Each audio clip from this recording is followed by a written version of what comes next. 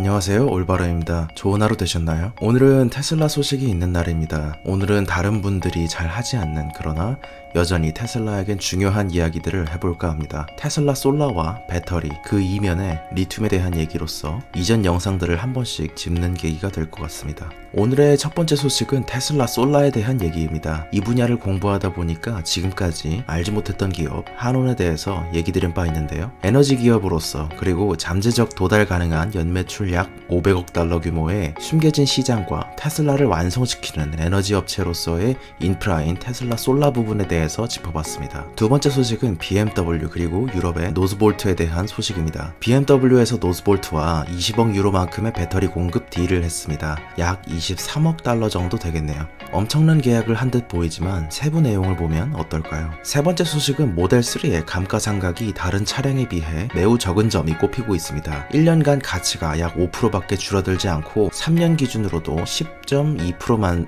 감가상각이 생길 뿐이었습니다. 첫 번째 소식입니다. 테슬라 솔라 얘기죠.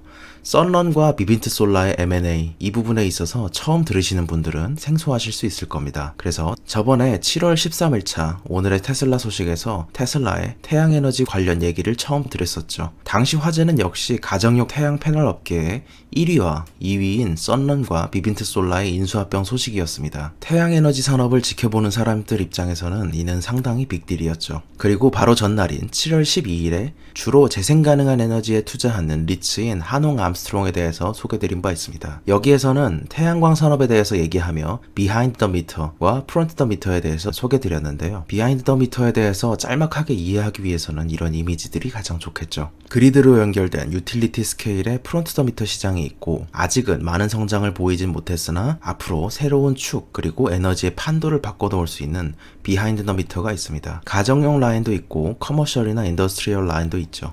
요약하자면 이렇게 진행됩니다. 유틸리티 스케일로 발전하는 곳은 여전히 있을 겁니다. 사라지지는 않습니다. 하지만 트랜스미션과 디스트리뷰션을 거치지 않고 집밥과 회사밥이 생기는 거죠. 많이 얘기하시는 ESS 시장도 여기 분야에서의 스토리지 문제와 궤를 같이 하고 있습니다. 썬런과 비빈트 솔라는 참고로 LG화학과 합작하여 이런 브라이트박스를 솔라 배터리 스토리지로 판매하고 있습니다. 여기 잘 보시면 있는 이 마크가 LG캠입니다. 이러한 기저의 흐름들 속에서 오늘의 테슬라 솔라의 이야기는 리퍼럴 보상을 늘렸다는 이야기입니다. 썬런과 비빈트 솔라가 활동하는 지역이 거의 비슷하기 때문에 앞으로 영업망 확장의 용이성 그리고 규모의 경제를 활용한 비용상의 절감이 예상되기 때문이겠죠. 기존의 리워드 프로그램으로 구매자와 추천해준 사람에게 각각 100불씩 리워드를 줬는데 1월에는 이를 양쪽 모두 250불로 늘렸다가 최근에는 추천인에게는 400불 상당의 보상을 주고 새로운 구매자에게는 100불 상당의 혜택을 줬습니다. 그럼에도 불구하고 이전에 통상 200불을 주던 상황에서 500불로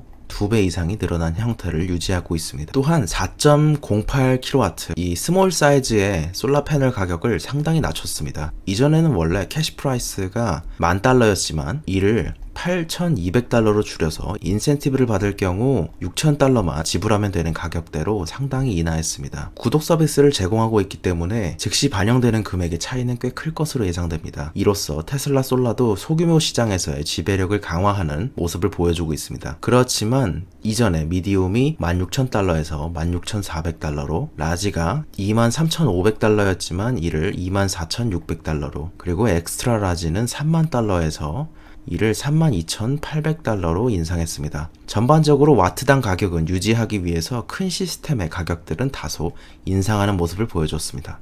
그러면서 테슬라는 마케팅 효과로서 테슬라 솔라가 돈을 벌어줬다, 프린팅 머니라고 표현을 했죠. 이 테슬라 솔라로 인해서 생기는 전기료의 절감 부분에 있어서 꾸준히 마케팅 중입니다. 실사용 후기를 직접 뽑는다고 해야 될까요? 가격 인하와 함께 본격적으로 신경 쓰기 시작하는 모습을 보이고 있습니다. 캘리포니아의 한 주민 사례를 들면서 이제는 유틸리티 스케일에서 들어오는 그리드 에너지를 받지 않더라도 패널을 통해서도 가정용 에너지를 쓸 수 있다는 건데요. 이전에는 전기요금이 한 달에 $250 정도를 냈으나 지금의 전기료는 한 달에 $5 정도로 줄었으며 연방정부의 텍스 인센티브와 로컬 스테이트의 텍스 인센티브를 통해서 많은 도움을 받는다는 것이죠. 그래서 평균적으로 한 달에 SREC 크레딧을 통해서, 그러니까 한마디로 태양 재생 가능 에너지 크레딧을 통해서 약 $310 정도를 받고 있다는 내용이었습니다.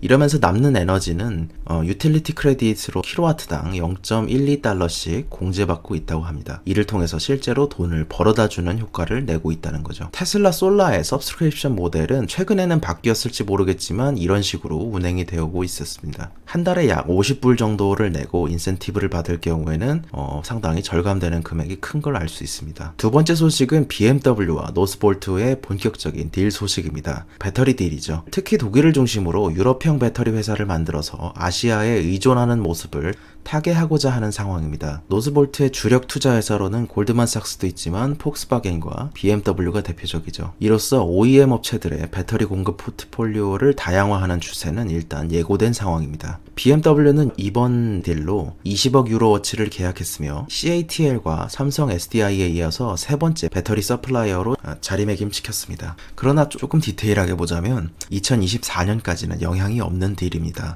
오히려 지금 빠르게 램프업해야 하는 노스볼트를 키우기 위한 일종의 투자에 가깝죠. 2024년부터 공급하기 시작할 것인데 폭스바겐이 양산할 차량과 BMW가 양산하기로 약속한 전기차 수요만 해도 이것 가지고는 절대 충족하지 못합니다. 그렇더라도 유의미한 포트폴리오의 포션이라도 가져간다면 의미가 있을 수 있겠으나 그 정도까지도 되지 못할 것 같습니다. 2024년 기준에 캐파를 40기가 수준으로 갖추겠다는 계획인데 SNE 리서치에서 내놓은 자료를 보면 LG화학 2023년 배터리 생산 능력은 200기가, SID의 2025년 전망은 131.6기가, SK이노베이션은 100기가로 예상되고 있습니다. 그 외에 CATL과 테슬라 자체의 물량까지 따진다면 정작 큰 영향은 주지 못할 거라 생각되고 있습니다. 그와 반면에 CATL은 파격적이게 유럽이나 일본, 북미까지 진출을 검토하면서 지금 최근에 해외 시장 개척에 적극적으로 나서는 모습입니다. 노스볼트와 LG화학에 리튬을 공급하면서 돈을 버는 중국의 TNC 리튬 소식이죠. 제주는 곰이 부리고 돈은 TNC가 부리려고 했는데 호주가 파이브 아이즈라는 것을 생각한다면 이러한 시장 장악에 다소 리스크가 끼어 있다고 생각할 수 있을 것 같습니다. 지금은 리튬 얘기가 별로 없습니다만 2021년 혹은 2022년 이때쯤에 한번 공급이 절대적으로 부족해지는 시기가 오고 2024년과 2025년에는 상당량 부족해지는 극심한 공급 부족에 시달릴 수 있는 상황이 예견되고 있습니다. 그렇다고 해서 인간이 돈이 되는데 못하는 건 없습니다. 리튬 생산은 염호발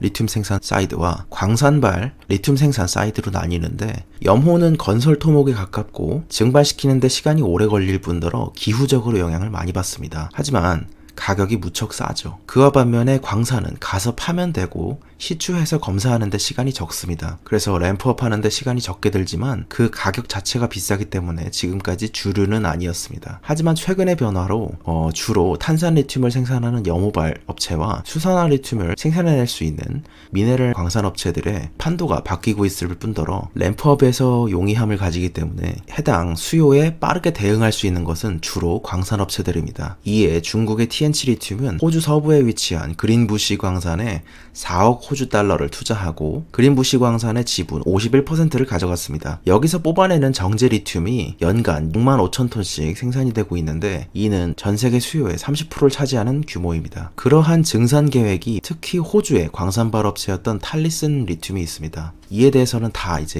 해당 영상에 소개를 드렸었는데요. 호주의 광산발 업체였고 당시에 앞으로도 램프업을 빠르게 진행할 것으로 예상되고 있는 탈리슨 리튬은 아까 말씀드렸던 중국의 TNC 리튬이 51%의 지분을 가지고 알버말이 49%를 가져가면서 미국과 중국이 나눠 가졌는데요. 이를 나눠 가지는 과정에서 TNC 리튬이 51%를 확보하여 수혜를 나눠 갖는 모양새였는데 호주 업체답게 증산 계획 자체가 가장 크게 꼽히고 있는 업체입니다. 그런데 최근에 흐름을 보고 있자면 호주는 파이브 아이즈 국가이기 때문에 지금 반화웨이 전선이나 이런 것에도 빠질 수 없고 중국에게 많은 수출을 의존하고 있는 상황일지라도 군사적인 위치로서 철저하게 끊어낼 수 있는 입장입니다. 그래서 미국의 테슬라를 키워주기 위한 뒷백으로서나 중국의 전기차 보급망 그리고 CATL의 확장을 억제하기 위해서 제약을 걸을 수도 있어 보입니다.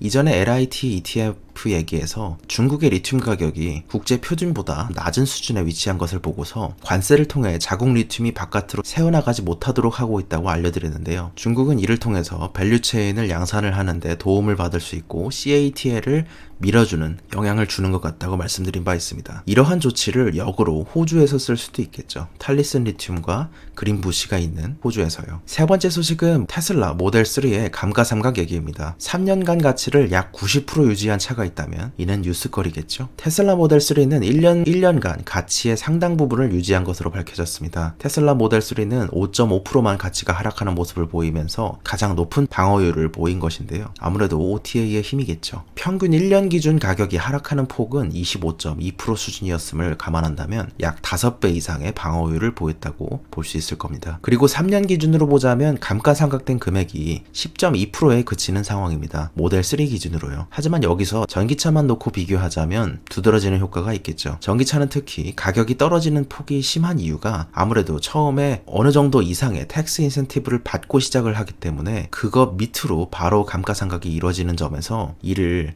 조금은 왜곡되었다고 생각할 수 있습니다. 그래서 새롭게 계산을 할 수도 있겠죠. 또한 지금의 테슬라 구매자들은 더 이상 텍스 크레딧을 받지 못하기 때문도 있지만 여전히 수요가 공급보다 많은 상황이기 때문에 약간의 텍스 크레딧으로 인해서 생기는 이런 감가상각상의 문제를 왜곡을 덜어내더라도 다른 차량들 대비해서 3년 동안 10.2%의 하락을 보였다는 것은 대단한 방어율일 겁니다. 오늘은 이전에도 소개드렸던 리튬과 태양에너지 부분인 테슬라 솔라 그리고 모델 3가 시장 대비 높은 퍼포먼스를 보인 감가상각 파트에 대해서 알아보았습니다. 그리고 예전에는 유튜브에 올바른을 치면 올바른 실사용법 같은 류가 나왔었는데 이제는 제 채널이 가장 위에 뜨네요. 신기할 따름입니다. 도움이 되셨다면 구독과 좋아요를 부탁드립니다.